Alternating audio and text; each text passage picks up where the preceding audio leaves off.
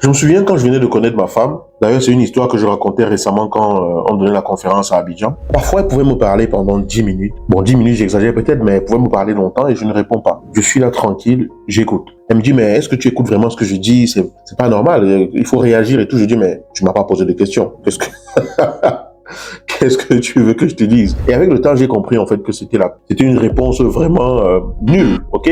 En tout cas, c'est comme ça que je l'analyse aujourd'hui, mais ça m'amuse lorsque j'y pense. Parce qu'en réalité, lorsqu'une personne vous parle, elle a besoin d'être écoutée. Mais écouter ne veut pas dire rester silencieux et être comme un glaçon lorsqu'une autre personne parle. D'ailleurs, lors de la conférence récemment, il y a une des participantes, clin d'œil à toi Sylvia, qui a dit, oui, voilà, il faut avoir des attitudes d'écoute. Des attitudes d'écoute. Ça veut dire qu'il faudrait que la personne sache que vous êtes en train de l'écouter. Je prends un exemple. Quand vous êtes au téléphone avec quelqu'un, si vous parlez longtemps et que la personne ne réagit pas, à un moment donné, qu'est-ce que vous faites? Vous dites, est-ce que tu es là? Tu m'écoutes? Et tout. La personne dit, oui, je suis là. Pourquoi? Parce que vous n'aviez aucune réaction au bout du fil. Pourtant, quand vous parlez avec une personne et qu'elle vous écoute, parfois elle va vous dire, ah oui, d'accord. Elle va dire, elle va montrer des signes qui vous permettent de savoir qu'elle suit le fil de ce que vous êtes en train de partager. Et ça, ce n'est qu'un petit élément, un des petits éléments à intégrer si on veut développer une meilleure écoute dans sa communication. Et il y en a d'autres d'ailleurs. Est-ce que vous avez une idée de ce qu'il faut pour développer une meilleure écoute? Dites-moi ce que vous en pensez dans les commentaires. Et ça fait partie des éléments que nous allons pouvoir développer en profondeur lorsque nous travaillerons sur comment développer une vraie intimité dans la communication dans le couple.